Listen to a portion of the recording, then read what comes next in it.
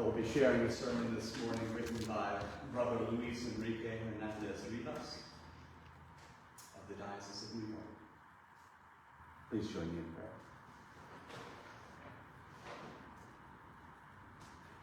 May the words of my mouth and the meditations of all of our hearts be acceptable unto you, O Lord, our strength and our Redeemer. Amen.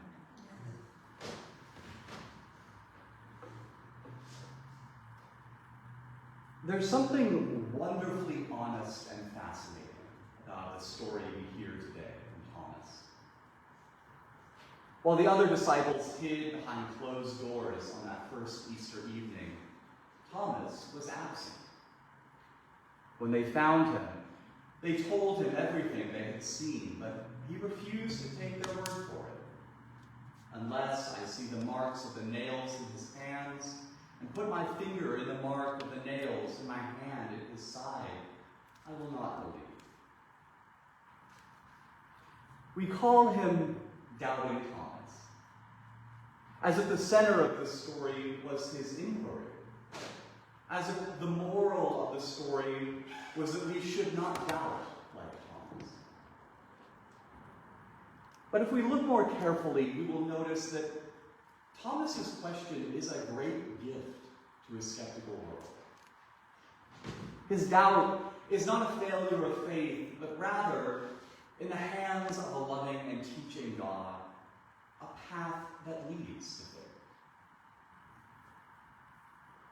It's worth looking more carefully at the word believe.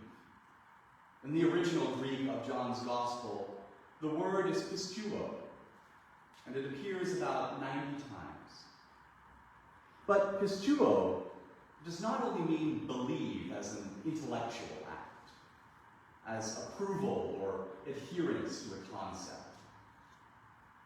Instead, it also means to have faith on, to lean one's weight on someone, to entrust oneself. It is relational before it is cerebral or conceptual. When Jesus said to Thomas at the end of the passage, "Do not doubt, but believe," he's not simply asking Thomas to change his opinion. He's inviting Thomas to enter into a full relationship of trust. And crucially, he does not ask Thomas to believe without evidence or chastise him for asking proof.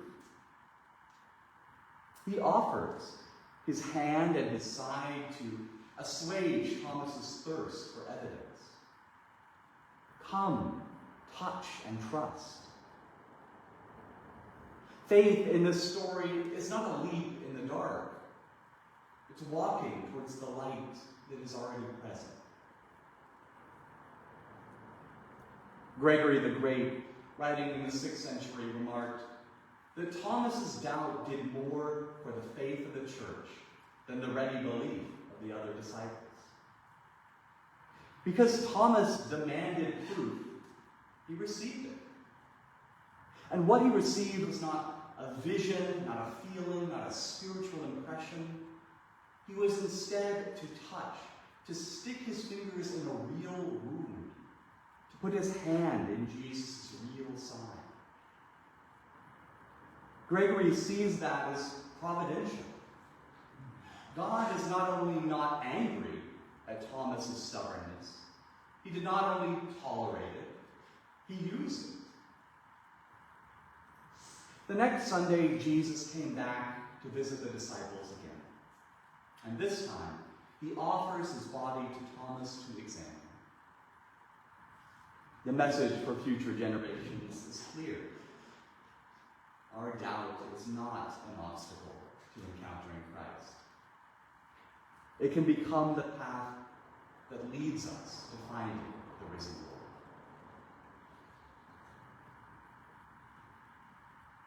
What Thomas found when he approached his friend, when he put his fingers in his wounds, when he felt his side, was undoubtedly physical.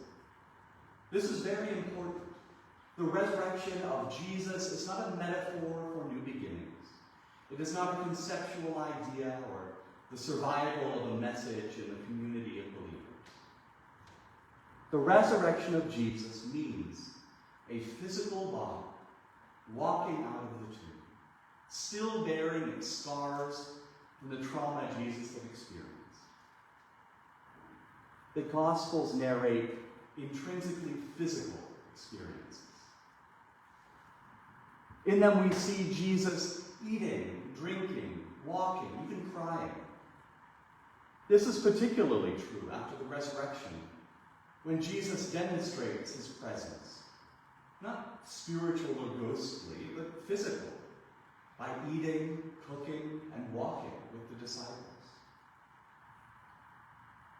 It is in this story of stubborn Thomas, who would not settle for a second-hand experience of his master and friend, that Jesus' physicality is even more overtly proved.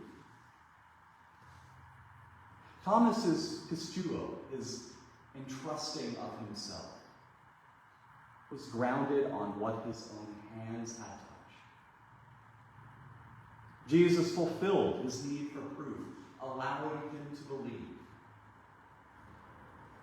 What's more, Jesus blessed all those, you and me, who through Thomas's experience will believe in him and his resurrection. But there's another layer to this story, which you may have already been seeing. The side where Thomas sticks his fingers at Jesus' invitation is the same side that the spear of the Roman soldier pierced earlier in the Gospel. Remember? At the request of the religious authorities, the soldiers came to end those that had been crucified and remove their bodies, since the Sabbath was approaching.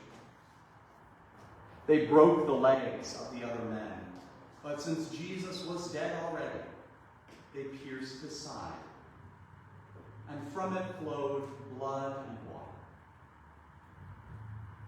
The early church saw in this event a sign and symbol: water and blood, baptism and Eucharist, the streams from which the entire sacramental life of the church flows. The side of Christ is not only a wound, it is also a place of birth. From here comes the origin of the church. Here is the source from whence her life pours out. In today's story, Thomas reaches into that sacred opening, and is completely transformed. His initial doubt is now a statement of faith, one of the most beautiful in all the Gospels: my Lord and my God.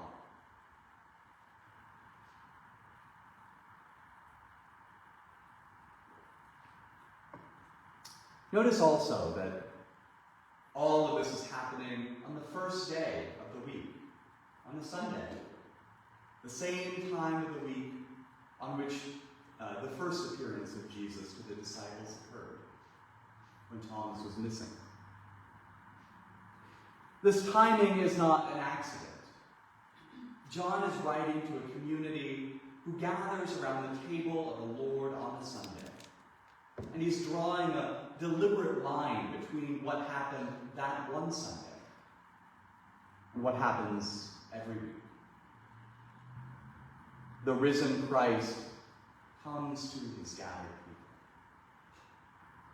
people. He shows his wounds. He offers himself.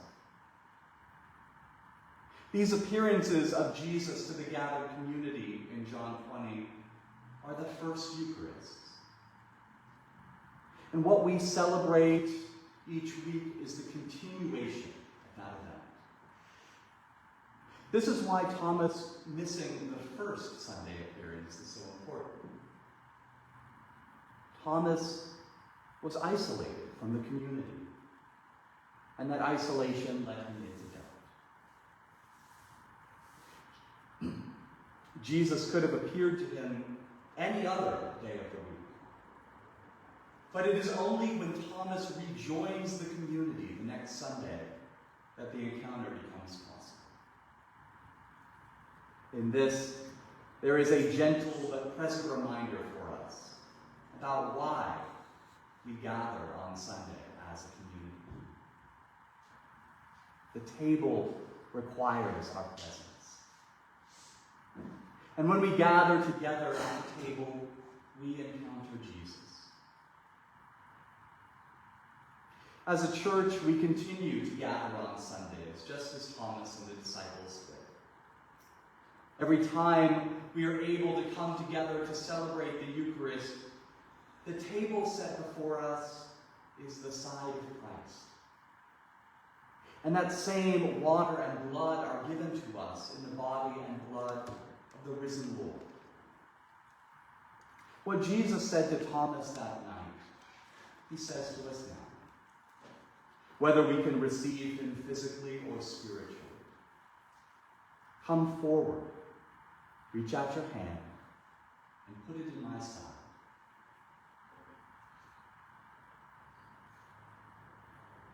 May that encounter do to us what it did to Thomas. May our eyes be opened, our hearts consoled, and may our mouths utter his same confession, my Lord and my God.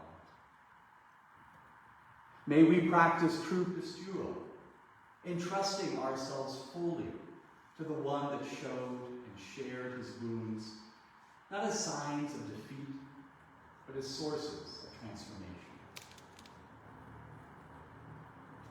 You may come this morning with doubts, as Thomas did, curious, wondering.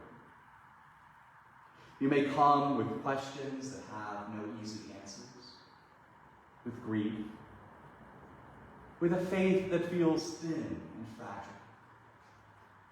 You may come after being absent for a while.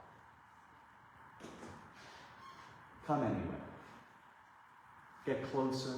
Reach out your hands in prayer. And perhaps, like Thomas, you will find that the risen Christ has been waiting for you with wounds still visible. And the only thing left to say is, my Lord and my God.